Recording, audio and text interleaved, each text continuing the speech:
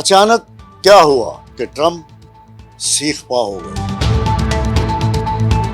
کیا supreme leader خامنئی کی آخری رسومات نے انہیں بوکھلا دیا؟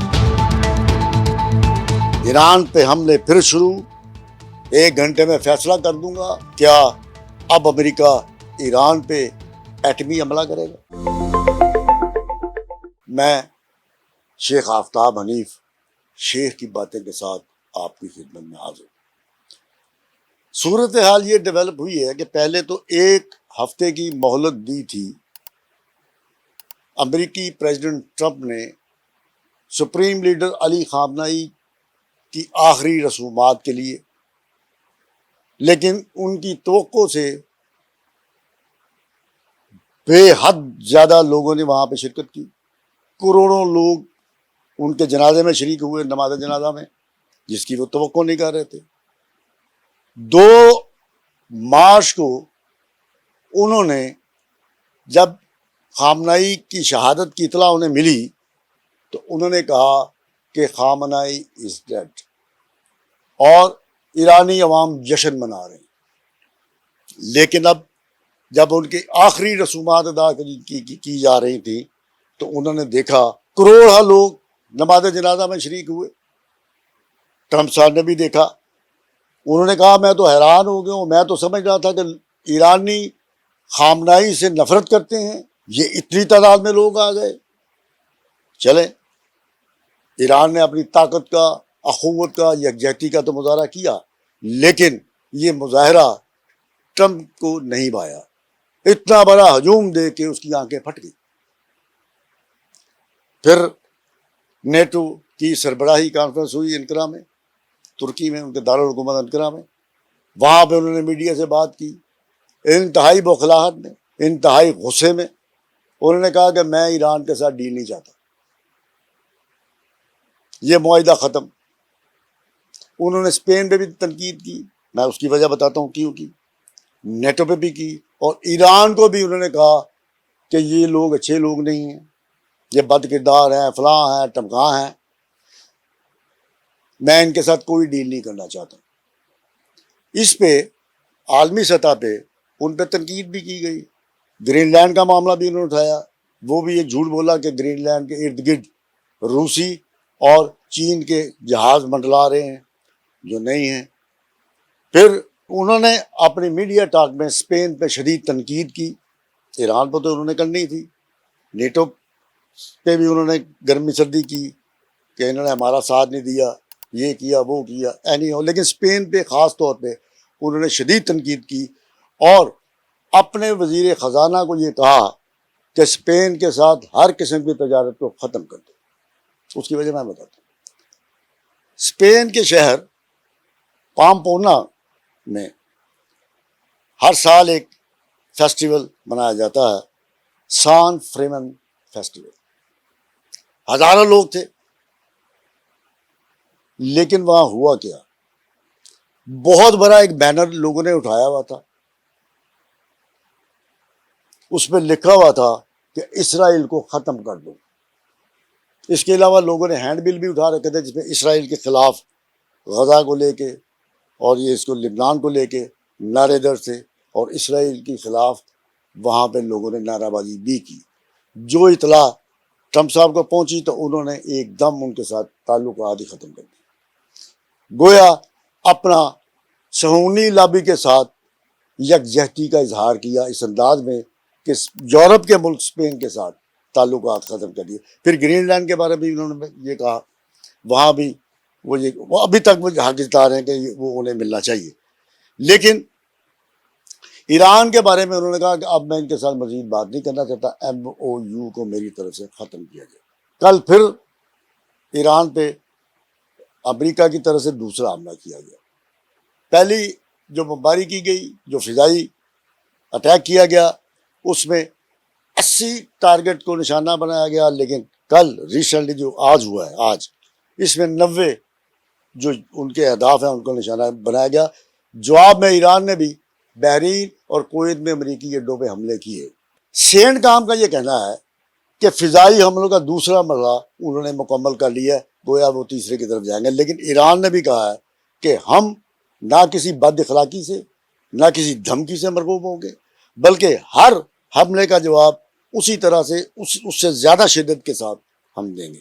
اب یہ بات چل تو نکلی ہے، جھڑپیں شروع ہو گئی ہیں، ایم او یو تو انہوں نے ریجیکٹ کر دیا ہے، بات ابھی تک کھلی جنگ کی طرف نہیں آئی، ابھی تک دونوں اطراف سے کھلی جنگ کی طرف نہیں آئی۔ ابھی تک ایران ایک صبر کا مظاہرہ یہ کر رہا ہے کہ اس نے نہ یو اے ای پہ حملہ کیا ہے نہ ابھی تک اسرائیل پہ حملہ کیا ہے۔ اسرائیل جو ہے وہ لبنان پہ حملے کر رہا ہے، انہوں نے ابھی تک نہیں کیے۔ شک یہ تھی جو 14 نکات ہیں واضح طور پہ کہ آبنائے حرمت کھلی رہے گی، لیکن ایک مخصوص راستے سے آمد و رفت رہے گی، جس پہ ایگری کیا گیا۔ پھر اس پہ ایک گروپ بھی بنا جو بات کر رہا ہے، لیکن امریکہ نے کیا کیا؟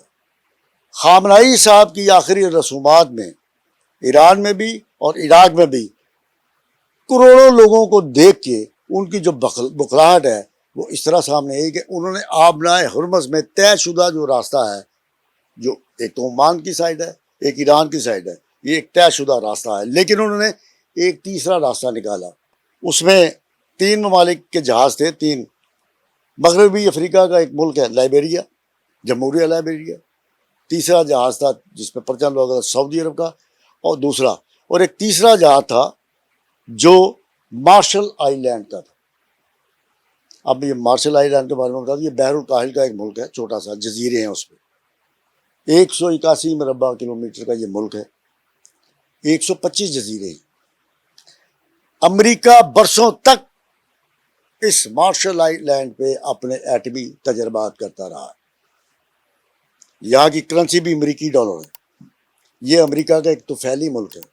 امریکہ نے اپنا ہائیڈروجن بم کا دھماکہ بھی اسی ملک کے ایک جزیرے پہ کیا اور جزیرہ اڑ گیا۔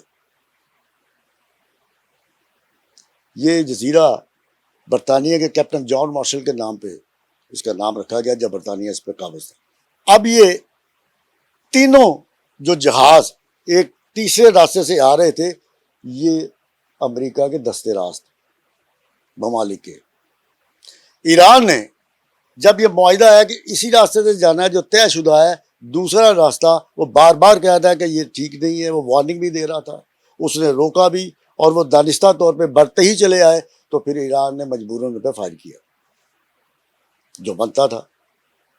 یہ وہ بات تھی جس کو بہانہ بنایا گیا، جس کو بہانہ بنایا جانا تھا، اور یہ وہ اقدام ہے جس نے بہانہ فراہم کرنا تھا، وہ فراہم ہو گیا۔ تو ٹرمپ نے اپنی بھراس، اپنا حسد ایران پہ حملوں کی صورت میں کر دی، حالانکہ اس کی کوئی گنجائش نہیں تھی۔ اب اس میں دونوں اطراف سے ابھی تک یہ نہیں کہا گیا کہ معاہدہ حتمی طور پہ ختم، ابھی بات چیت کا عمل جاری ہے۔ اس میں پاکستان تو میڈیٹر ہے، قطر بھی ہے، مصر کی بھی مداخلت ہے، سعودی عرب کی بھی ہے، اور ترکیہ کی بھی ہے۔ اب یہ 4 ممالک، خاص طور پہ پاکستان اور قطر، کہاں سٹینڈ کریں گے، کس کو سمجھائیں گے؟ ان کے پاس اس وقت امریکہ کے پاس اور ایران کے پاس جو ان کے مقاصد ہیں، ان کو کیسے روکا جائے گا، یہ ایک بہت بڑا چیلنج ہے ان ممالک کے لیے۔ کیوں؟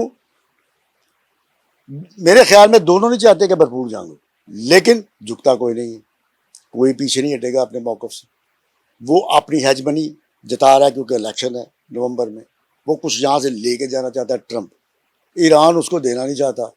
ایران کے عوام جو ہیں وہ تو یہ صلح چاہتے ہی نہیں تھے، وہ چاہتے ہی نہیں تھے کہ خامنائی کے قاتلوں کے ساتھ صلح کی جائے یا ان کے ساتھ کوئی نیگوسیشن کی جائے، لیکن چونکہ عالمی تقاضا تھا، تجارت، تیل، دیگر معاملات، سمندری آمد و رفت، یہ سب جو ہے یہ اس میں خلل آ گیا۔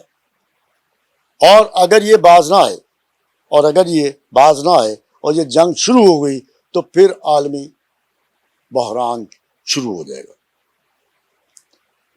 اس میں تیل ایک دفعہ پھر مہنگا ہوگا، اسٹاک مارکیٹس گریں گی، دنیا کا کاروبار رکے گا، سمندری جو بحری آمد و رفت ہے وہ متاثر ہوگی. ایران نے یہ بھی کہہ دیا کہ میں آبنائے ہرمز کو بند کر دوں گا. اب آبنائے ہرمز کو لے کے دونوں ممالک جو ہیں اپنی اپنی تشریح کر رہے ہیں. امریکہ اپنی تشریح کر رہا ہے لیکن اس نے تیسرا راستہ نکالا جو انتہائی غلط ہے. یہ اس کی تشریح ہے.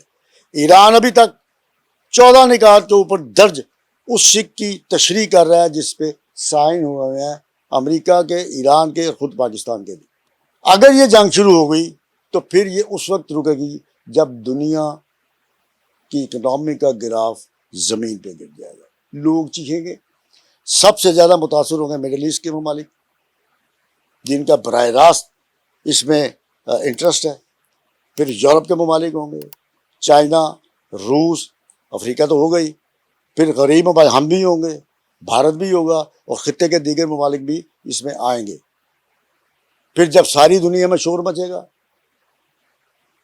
تب ٹرمپ پہ ایک مرتبہ پھر لعن طعن شروع ہو جائے گی, کیونکہ اس ساری کارروائی کا ذمہ دار ٹرمپ ہے جو اپنے حسد, اپنے کینے, اپنے بغض اور صہیونی غلامی کے تحت یہ سب کچھ کر رہا ہے.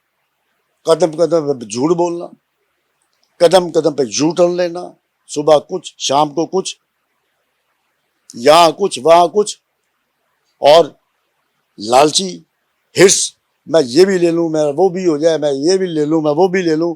یہ دنیا کو ایک تباہی کی طرف لے کے جائے گا. اور یہ دنیا کا واحد ایسا امریکہ کا پریزیڈنٹ ہے یا کسی ملک کا پریزیڈنٹ ہے جس نے پوری دنیا کو بحران میں مبتلا کیا ہوا. اس کا حل کیا ہے؟ یہ ساری دنیا کے بندوں کو, ساری دنیا کے جو تھنک ٹینک ہیں ان کو کمال تمانت کے ساتھ بیٹھ کے اس پہ سوچنا چاہیے اور سب مل کے نہ صرف اس کی مذمت کریں, سب مل کے اس کے خلاف آواز بھی بلند کریں, جس طرح اسپین نے کی, پہلے اٹلی نے کی, روس نے, چائنا نے کی, دبے لفظوں میں. اب جو لوگ کھل کے باہر آنا شروع ہو گئے ان کے ساتھ آواز میں ملانی ہوگی. نیٹو کو تو وہ ویسے ہی لان تان کر رہا ہے. نیٹو کے جنرل سیکرٹری نے یہ کہا جی امریکی حملے ٹھیک ہے جاری رکھو, اس کو کیا ضرورت تھی؟ شاید وہ بلا گلے اتارنا چاہتا تھا لیکن دیگر ممالک نے کچھ نہیں کہا. لیکن اب جب کہ ایک دفعہ پھر دنیا بحران کی طرف, تباہی کی طرف جا رہی ہے, دنیا بھر کے تھنک ٹینکس کو, سربراہان مملکتوں کو مل بیٹھ کے ایک یکجا ہو کے اس کی مذمت کرنی ہوگی, ورنہ یہ معاملہ سنبھالتے نہیں سنبھلے گا.